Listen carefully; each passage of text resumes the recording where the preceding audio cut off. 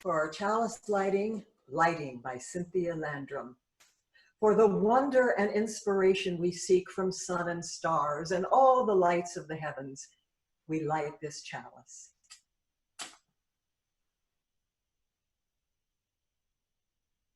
And our first hymn, one that's familiar to us all, thank goodness, the others are not. 123, Spirit of Life, and the words will appear in your chat, and you can mute your machine and sing along as loud as you like.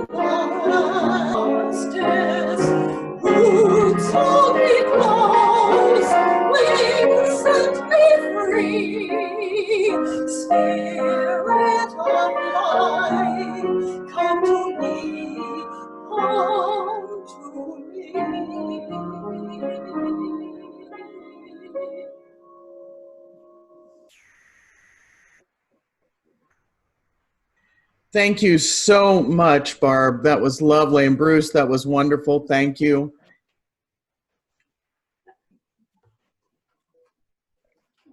Welcome, everyone, to our service today. And as we gather, please take a moment to remember and honor the fact that wherever we are in this country, we are present on lands which are the traditional territories of indigenous peoples. My home and our church building are built on the land of the Bahote, or the Iowa people. I'm Reverend Amy Petrie Shaw. My pronouns are they, them, theirs. Barb Martin is today's celebrant and song leader, and Bruce Martin is our pianist. No. You sure? Anne Mowry is our pastoral care associate for the day. So if you would need pastoral care, please feel free to contact Anne. Okay, let me move. Don't worry about it. You can leave your camera on during the service if you would like, but please, please keep your microphones muted throughout the entire service. The service recordings will be available on our main First Unitarian Church of Des Moines Facebook page and on our First Unitarian Church of Des Moines YouTube channel, usually by Wednesday each week. And after the service, you're more than welcome to turn on your microphone and join us in our coffee hour breakout rooms. You know, we're reminded today that we are all travelers on a great journey. We're the stuff of stars and planets. We're the cradle of creation. We shine with light like 1,000 glowing suns, and no matter who you are, we hope that you find this a place to take a moment and rest. You're welcome here, imperfect, confused, joyful, frightened, addicted, whole, broken, anything in between. You're welcome here. So come in and let us be in community here together.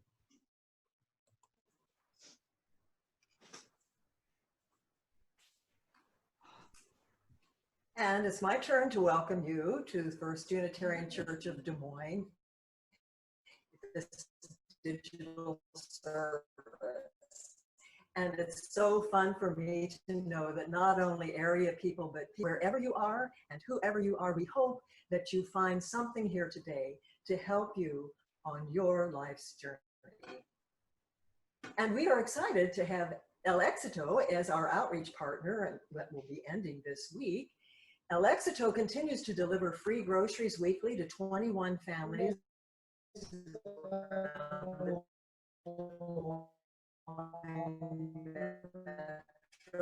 are food insecure because of the COVID. Did you say yes? Now, many of us to support due to their immigration status, and half of your donation today will go to El Éxito.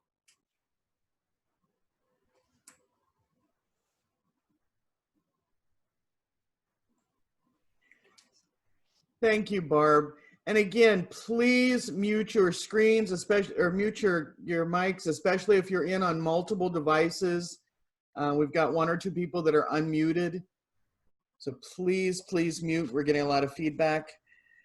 Our time for all ages today is a wonderful story that I first read years ago. And it's about seeing things from a different perspective. So if you'll give me just a minute, I'm going to share my screen.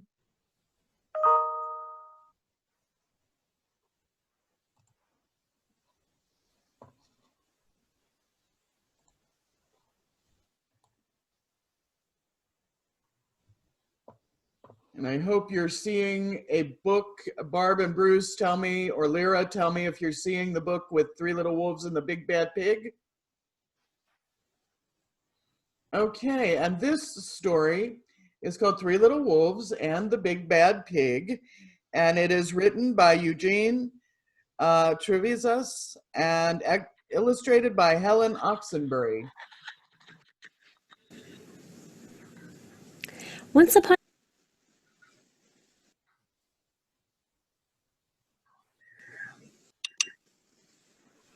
Okay, hold on.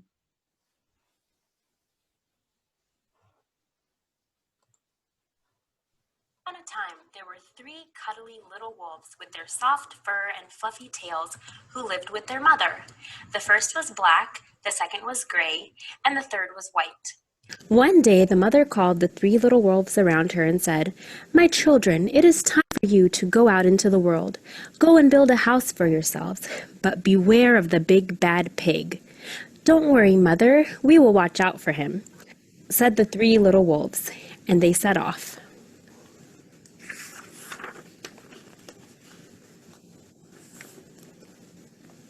Soon they met a kangaroo who was pushing a wheelbarrow full of red and yellow bricks. "Please, will you give us some of your bricks?" asked the 3 little wolves. "Certainly," said the kangaroo, and she gave them lots of red and yellow bricks. So the 3 little wolves built themselves a house of bricks.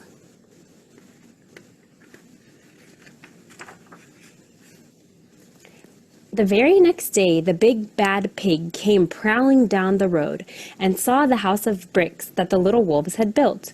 The 3 little wolves were playing croquet in the garden. When they saw the big bad pig coming, they ran inside the house and locked the door.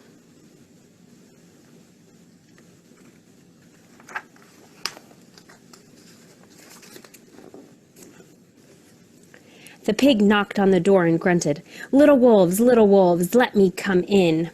"No, no, no," said the three little wolves. "By the hair on our chinny chin chins, we will not let you in, not for all the tea leaves in our china teapot." "Then I'll huff, and I'll puff, and I'll blow your house down," said the pig. So he huffed, and he puffed, and he puffed, and he huffed, but the house didn't fall down. But the pig wasn't called big and bad for nothing. He went and fetched his sledgehammer, and he knocked the house down. The three little wolves only just managed to escape before the bricks crumbled, and they were very frightened indeed.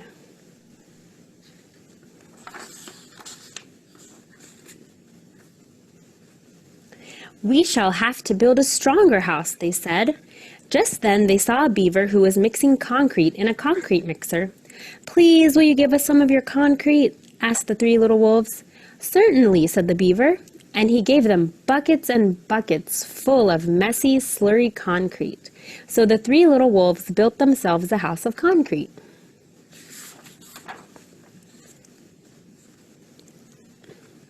No sooner had they finished than the big bad pig came prowling down the road and saw the house of concrete that the little wolves had built.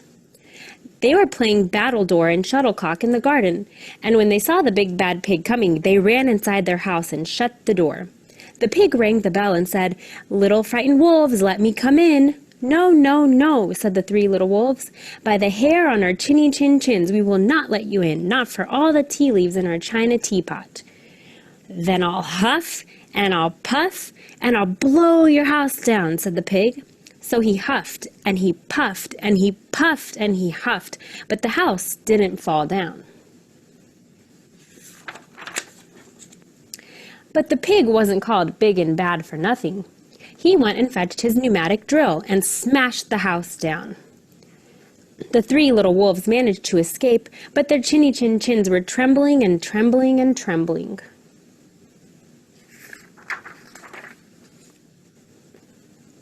"We shall build an even stronger house," they said, because they were very determined.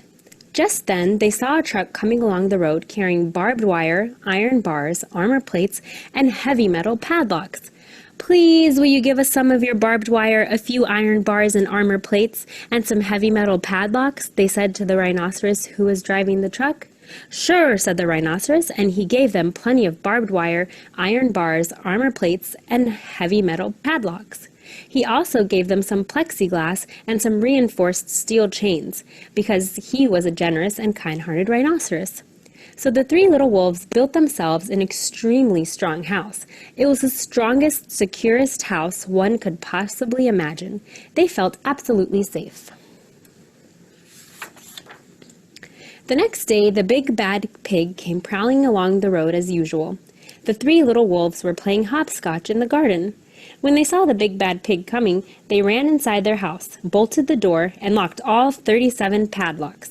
The pig dialed the video entrance phone and said, "Little frightened wolves with the trembling chins, let me come in." "No, no, no," said the little wolves. "By the hair on our chinny chin chins, we will not let you in, not for all the tea leaves in our china teapot." "Then I'll huff, and I'll puff, and I'll blow your house down," said the pig. So he huffed, and he puffed, and he puffed, and he huffed, but the house didn't fall down. But the pig wasn't called big and bad for nothing. He brought some dynamite, laid it against the house, lit the fuse, and the house blew up. The three little wolves just managed to escape with their fluffy tails scorched.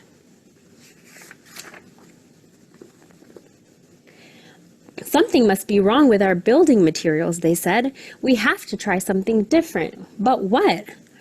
At that moment, they saw a flamingo coming along, pushing a wheelbarrow full of flowers. "Please, will you give us some flowers?" asked the little wolves.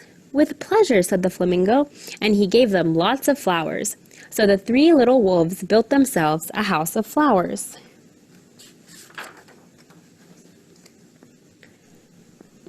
One wall was of marigolds, one of daffodils, one of pink roses, and one of cherry blossoms. The ceiling was made of sunflowers, and the floor was a carpet of daisies. They had water lilies in their bathtub and buttercups in their refrigerator. It was a rather fragile house, and it swayed in the wind, but it was very beautiful. Next day, the big bad pig came prowling down the road and saw the house of flowers that the three little wolves had built. He rang the bluebell at the door and said, "Little frightened wolves with the trembling chins and the scorched tails, let me come in." "No, no, no," said the three little wolves. "By the hair on our chinny chin chins, we will not let you in, not for all the tea leaves in our china teapot." "Then I'll huff, and I'll puff, and I'll blow your house down," said the pig.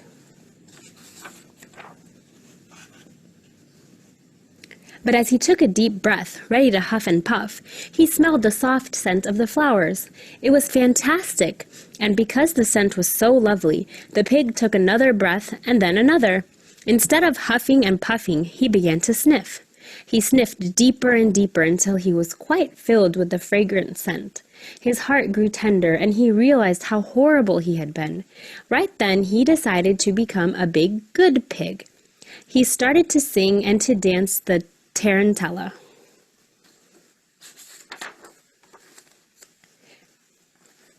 At first, the three little wolves were a bit worried. It might be a trick. But soon they realized that the pig had truly changed, so they came running out of the house. They started playing games with him.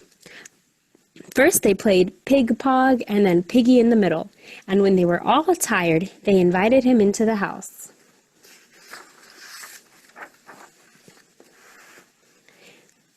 They offered him tea and strawberries and wolfberries and asked him to stay with them as long as he wanted. The pig accepted, and they all lived happily together ever after. The end.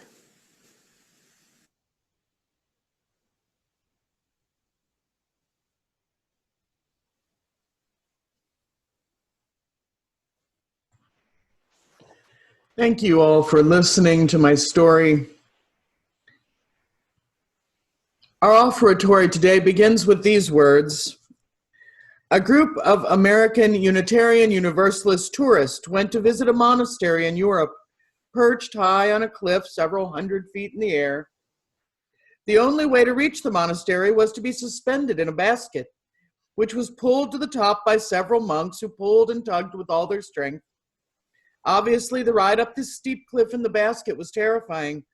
One UU tourist got exceedingly nervous about halfway up, as he noticed that the rope by which he was suspended was old and frayed. With a trembling voice, he asked the monk who was riding with him in the basket just how often they changed the rope. The monk thought for a moment and answered, just whenever it breaks. So that we might continue to replace our own ropes when they break, the morning's offering will now be given and received.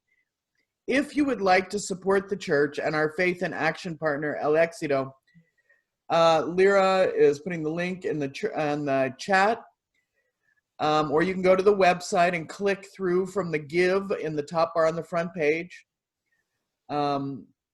This is the online equivalent of passing the basket. So one half goes to El Éxito and one half to support First Unitarian Church of Des Moines social justice work overall.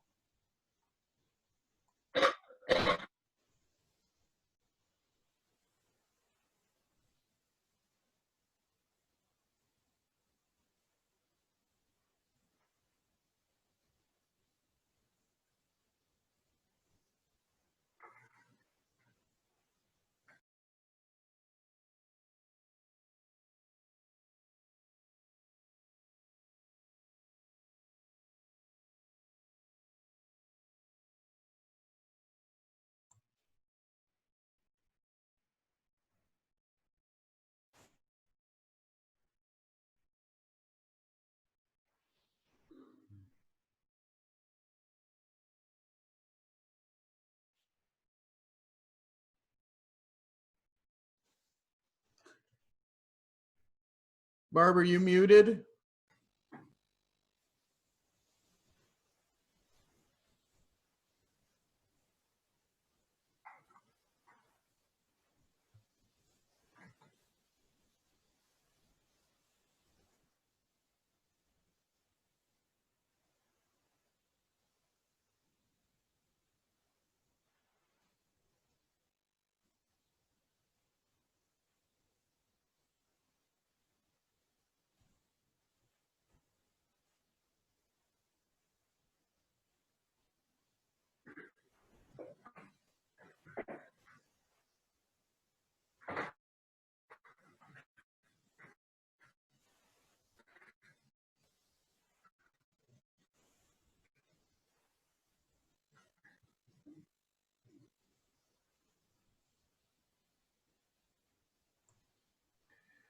Okay, I'm not sure if Barb and Bruce are frozen or muted.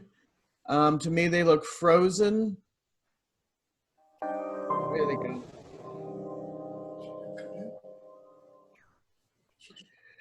Bruce, can you please play that again? You were muted. Oh, okay. I got to practice. That's good.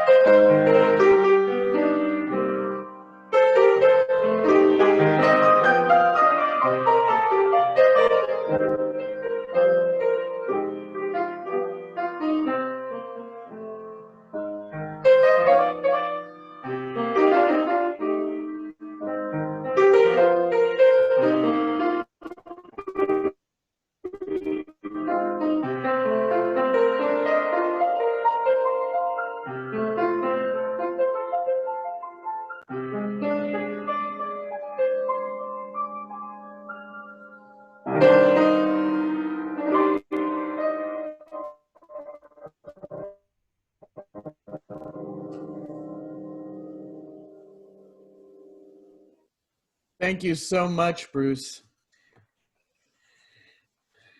And thank each of you for the gifts that you give to help this community in its life and its work. It's as a community of human hands and human hearts that we come together here to share our laughter and our tears and to bear witness and to minister to one another as we struggle with all of life's challenges. We especially hold in love anyone who is grieving or heavy-hearted today. We hold all those who are suffering in the grip of this pandemic. We hold all the frontline workers, the essential staff, the workers at a hospital. We hold those who are in the streets protesting for the worth of Black lives. We hold all those UUs who are at our own GA electronically this past week. We hold all those who worked so hard to present our General Assembly this year.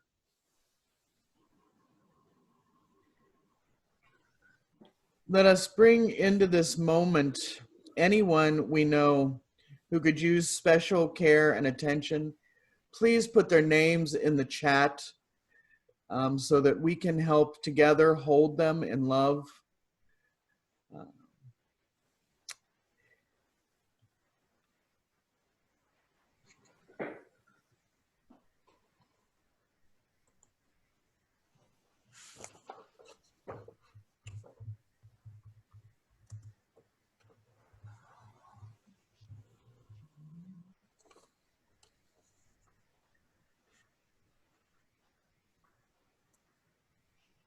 As we bring them into the moment, may the love of this community hold them all. Within our community and across this wider world, there are people who are denied their inherent worth because of some fact of their inherent humanity. May our work, the work of our hands and our hearts, support and comfort all those who are marginalized and oppressed, silenced, or at risk. And may we be called to compassionate action by the needs of those who struggle against violence and degradation, destruction. May our light shine on all the broken places of the world. May we journey in solidarity with all those who fight for equity and justice in human relations. May those who are grieving be comforted. May those who are tired find rest. May the broken places be healed, and may those who are filled with joy and laughter be abundant.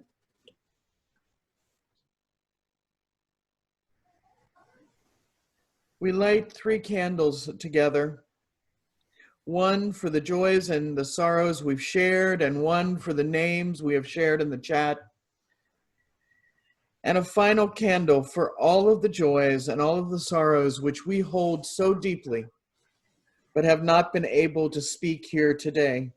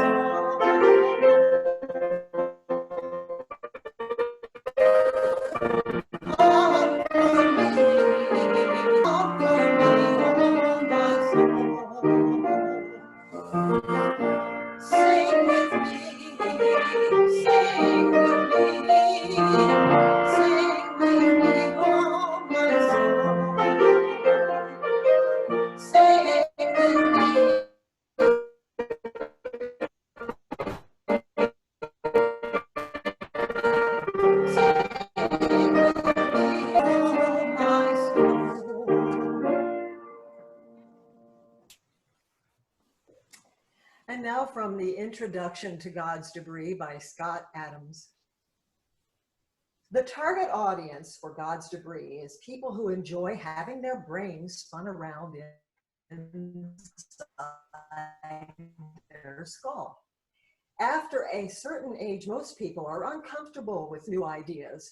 Now, that certain age varies by person, but if you're over 55 mentally, you probably won't enjoy this thought experiment.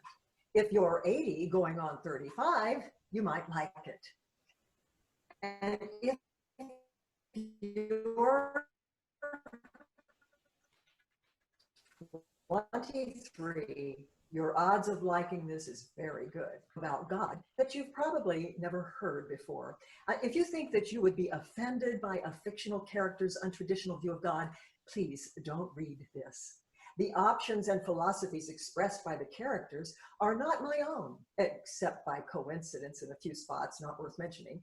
Please don't write me with passionate explanations of why my views are wrong. You won't discover my opinions by reading my fiction. The central character in God's debris knows everything, literally everything. When you consider all the things that can be known, I don't know much. My solution was to create smart-sounding answers using the skeptic's creed. The simplest explanation is usually right. My experience tells me that in this complicated world, the simplest explanation is usually dead wrong. But I've noticed that the simplest explanation usually sounds right and is far more convincing than any complicated explanation could hope to be. That's good enough for my purposes here. The simplest explanation approach turned out to be more provocative than I expected. The simplest explanations for the big questions ended up connecting paths that don't normally get connected. The description of reality in God's debris isn't true, as far as I know, but it's oddly compelling. Therein lies the thought experiment. Try to figure out what's wrong with the simplest explanations. The central character states a number of scientific facts. Some of his weird statements are consistent with what scientists' creative baloney designed to sound true. See if you can tell the difference. You might love this thought experiment wrapped in a story, or you might hate it, but you won't easily get it out of your mind. For maximum enjoyment, share God's debris with a smart friend and then discuss it while enjoying a tasty beverage.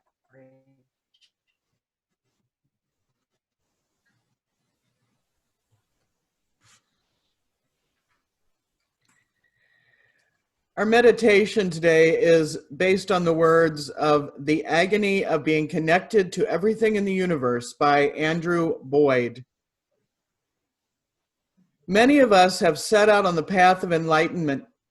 We long for the release of selfhood and some kind of mystical union with all things, but that moment of epiphany, when we can finally see the whole pattern and sense our place in the cosmic web, well, that can be a crushing experience from which we never fully recover. Compassion hurts. When you feel connected to everything, you also feel responsible for everything. You cannot turn away. Your destiny is to be bound to the destinies of others. And you must either learn to carry the universe or to be crushed by it. You must grow strong enough to love the world, yet empty enough to sit down at the same table with its worst horrors. To seek enlightenment is to seek annihilation, rebirth, and the taking up of burdens. You must come prepared to touch and be touched by each and everything. With these words in mind, please join me in just a moment of silence, meditation, or prayer.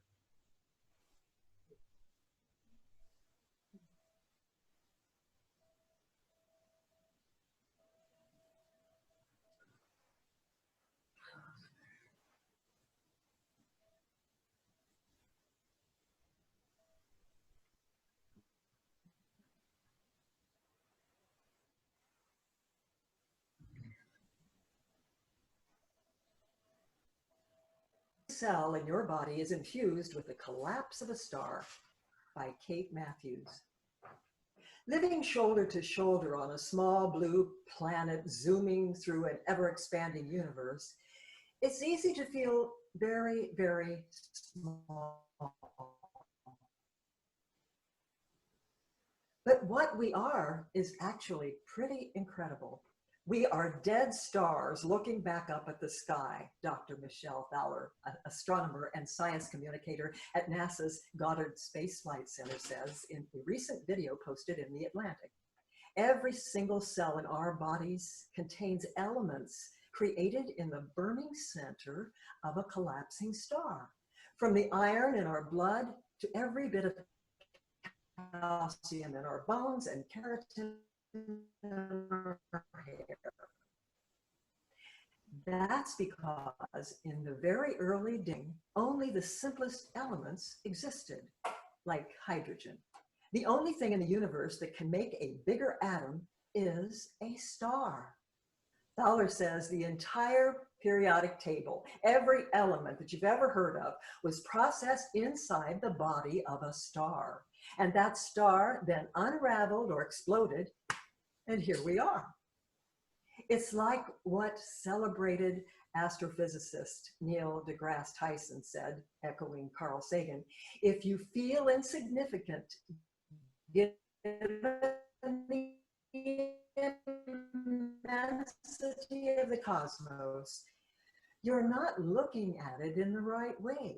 We are not made of stardust, and that is no small thing. Now let us wander where we will. That's the title of Song 195. And it's a wonderful poem written by Robert Louis Stevenson, and I'm glad that you get to see it as a poem. Many times we lose them. I don't think you'll be able to put the music to it. It's not a golden oldie, so let's give it a try.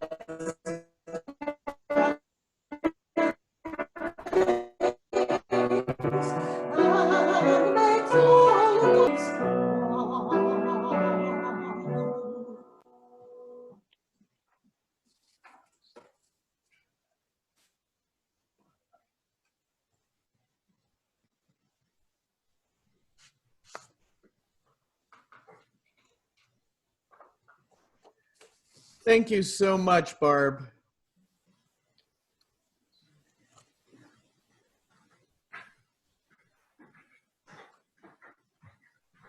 Something that Scott Adams said in the intro to his book is very true. This one is hard to get out of your mind. In 2001, a writer named Scott Adams wrote a thin little 132-page book. He wasn't sure at all that anybody would ever want to read this. And he wanted as many people as possible to read it. So he gave it away for free. He put it out as a PDF. And every year, lots and lots of writers put out things for people to check out, and they do it for free. So what was so different about this weird little piece? Well, the Scott Adams who wrote it is the same humorist who writes the Dilbert books, which are silly humor based on workplace situations. But Scott Adams was internationally famous, and this book wasn't funny. In fact, it wasn't funny at all, and it was unlike anything he had ever done before. He did an interview with an online blog called The Tech, and Adams said, "God's Debris is the first non-Dilbert book that I ever did. It's not a regular book, it's a thought experiment." And he said, "Since I'm a trained hypnotist, I tried to write a book to literally screw with people's heads. What I've gathered from test audiences that it will either freak you out or make you very angry at me, which is a good sign.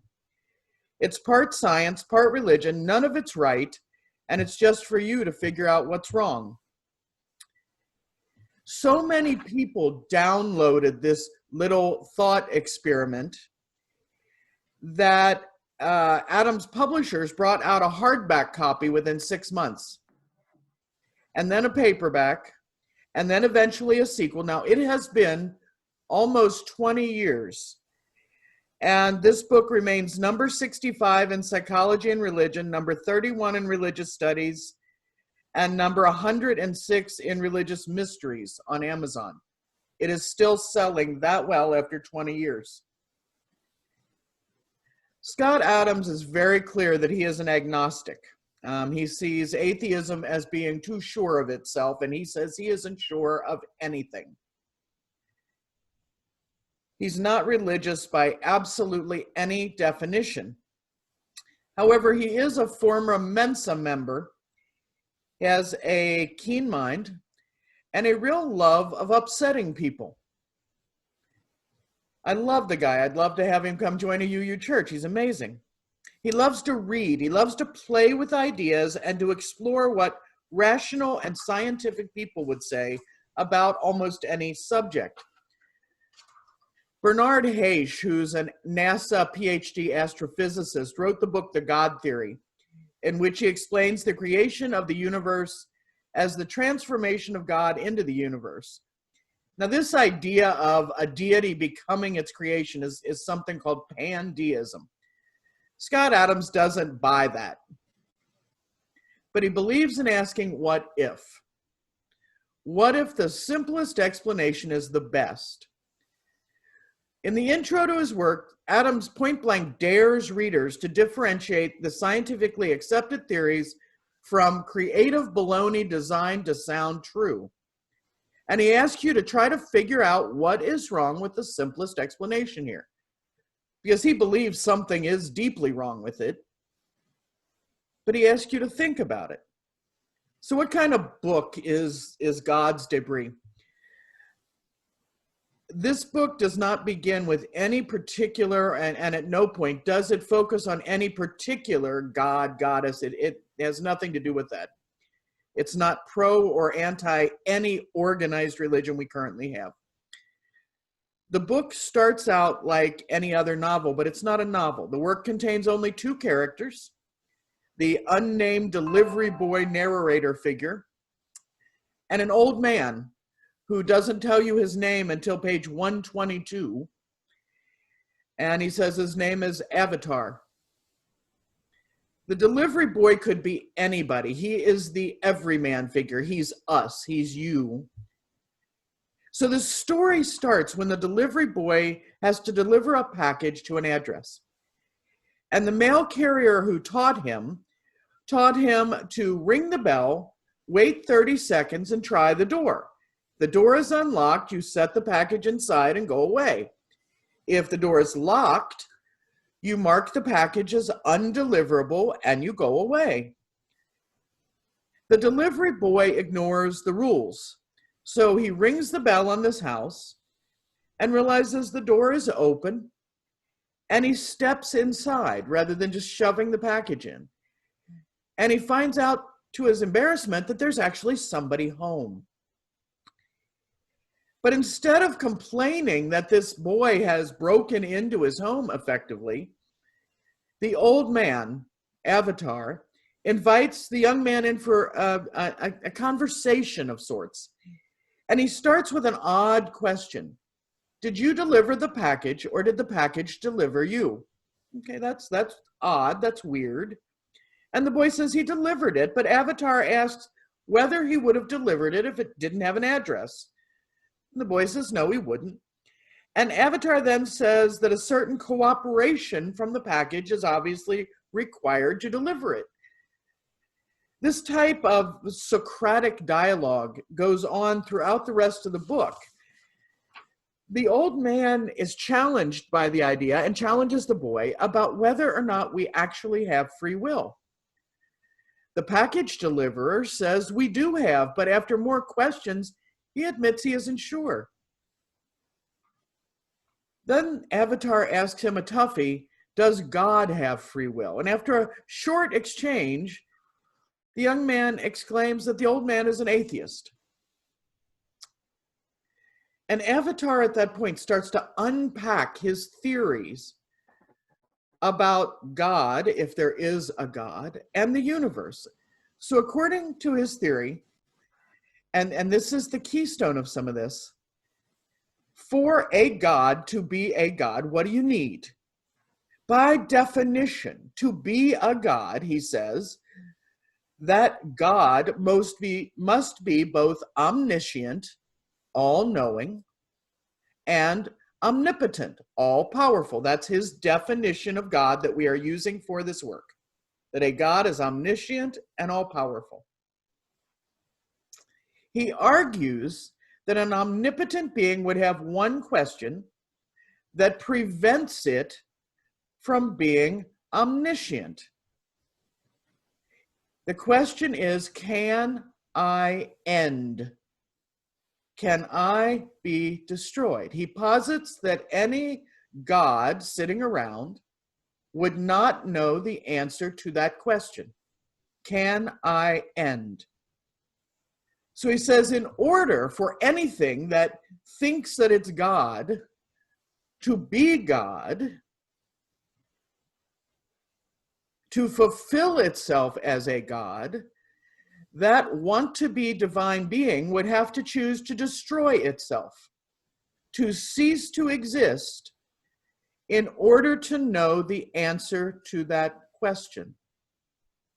Because without doing that, it is not omniscient and by definition, therefore, not God. And so he says this, when that God ceases to exist, when it destroys itself, its body becomes the dust that we in the universe are made from, the God debris of the title. According to Avatar, this debris is made up of two things, not toes and fingers and hair particles, but it's made up of matter and probability.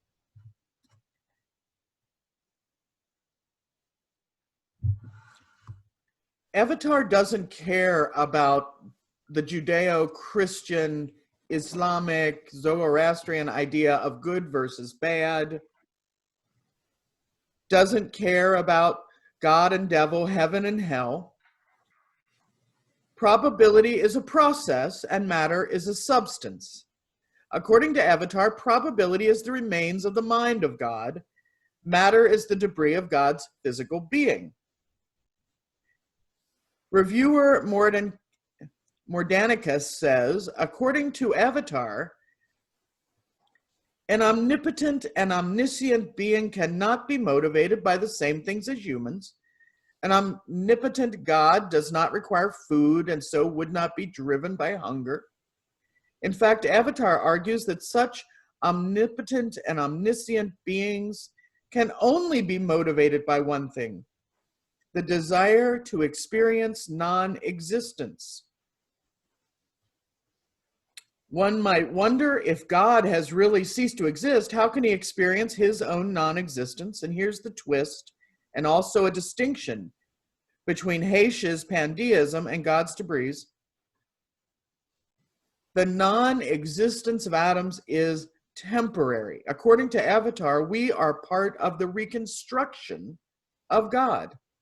Since our universe is made from the same components as God, these components can be rearranged such that that divine being would exist once more.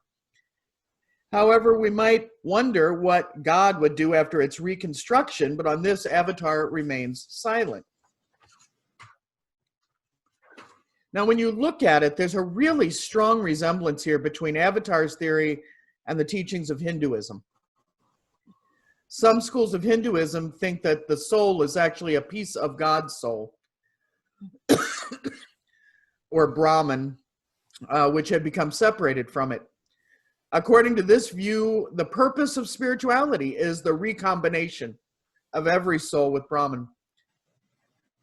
Unlike in some religions, though, this thought of atoms requires that for God to be reconstituted, it has to be with human help. The God of God's debris cannot be built without people. People are building God. Avatar says that the invention of the internet is a sign of the upcoming reconstruction of God.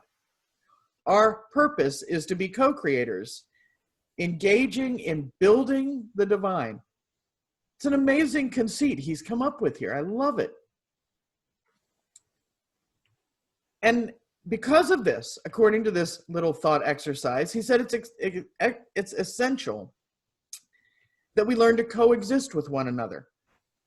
Since we are essential parts of this debris, as long as we exist, the God which doesn't currently exist can be reconstructed. If humanity destroys itself or allows itself to be destroyed, God itself is destroyed with us. Avatar is particularly concerned with the conflicts in the world combined with the existence of weapons of mass destruction. Because again, in this thought exercise, if humans go, God goes with them. And interestingly, this theory provides a strong argument for space colonization. Because if we save even a few, we literally save the God of this book. Reading this the first time, I was struck by the idea that this is the first time I'd ever seen a humanist-centered version of a God. It is not Adam's God which saves humans. It is humanity which saves the divine. Now, the young delivery boy is totally uncertain of all these arguments, and he reverts to classical religious belief. And he asks, do people have to do anything to satisfy this God? And Avatar says, every economic activity helps. Whether you're programming computers, growing food, raising children, cleaning garbage from the side of the road, you're contributing to the realization of God's consciousness. None of these activities is more important than anything else. Live your life, do what you do. Just by being yourself, you are reconnecting bits of the divine. No holy books, no commandments, no prophets, no sacred sites. The boy asked, how do we understand good and evil then? And Avatar says, evil's any action that damages people. But probability generally punishes evildoers, since most criminals are captured and jailed. Overall, the people who hurt others tend to pay. So evil does exist, but on average, it's punished. The boy thinks of this as Buddhist and connected to the idea of karma. They get into the idea of an afterlife. Avatar says, over time, everything possible happens. That's the fundamental quality of probability. Are you saying I'll reincarnate? No, I'm saying that a replica of your mind and body will exist in the distant future by chance. And the things you do now can either make life more pleasant or more difficult for your replica. Avatar explains there will be many replicas of ourselves in the future, but future people may have some of our memories, not necessarily all. It's very similar to the Buddhist rebirth and reincarnation. But if the theory of everything presented in God's debris is correct, what about the different religious views? Are they right or wrong? One less wrong? Avatar says, and I love this, religions matter even if they're all false. He tells the boy the best any human can do is to pick a delusion that helps him to get through the day.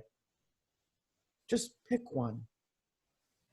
That's why people of different religions can generally live in peace at some level, he said. We all suspect that other people don't believe in their own religion any more than we believe in ours. 4 billion people say they believe in God, but few genuinely believe. If they believed, well, they would live every minute of their lives in support of that belief. Rich people would give their wealth to the needy. Everyone would be frantic to determine which religion was the true one. No one would be comfortable in the thought that they might have picked the wrong one and blundered into eternal damnation or bad reincarnation. People would dedicate their lives to converting others to their religions, he says. But he doesn't think any of that's true. The best any of us can do is to pick a delusion that helps us get through the day, that matters to us, and to live as well as we can. God's debris started as a simple conceit. What if? What if I create an experiment to talk about religion in a different way? What if I started with simple questions and looked for big answers? And what if I had the guts to examine religion from an outsider's perspective? What if we are all stardust? I would say to you, read God's debris if you ever get a chance, or at least skip through it. Engage in the thought exercise. Deconstruct religion. Explore what it might look like if science and religion work together. God's debris is fiction. Some of it is lies. Some of it is true, and none of it is what Scott Adams believes, or at least that's what he says. It's worth a read. Do the experiment. See if you can pick it apart. And find the delusions that help you get through your day feeling good with a smile. All of them are okay. Amen.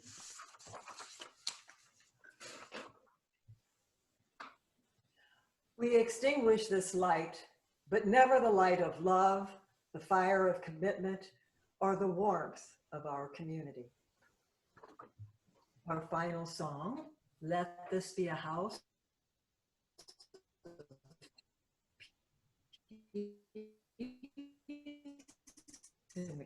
Teal hymnal 1054.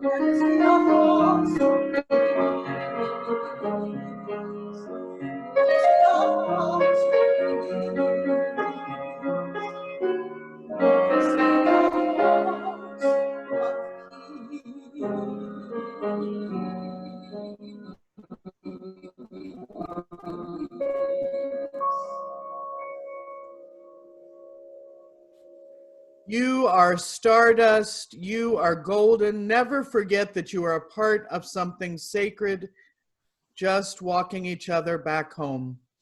The service has ended and your service begins anew. Peace, ashe, and may it be so.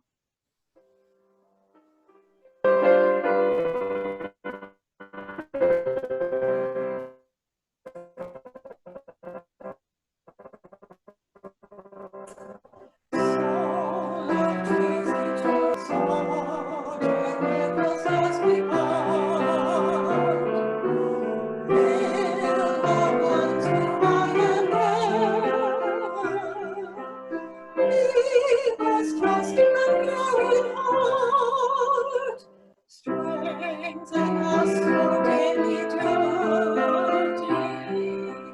Guide us by the inward light.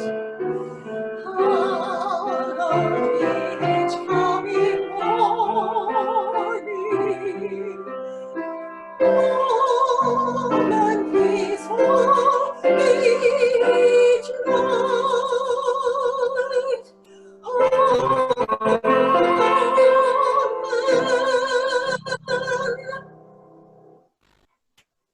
Thank you all so much.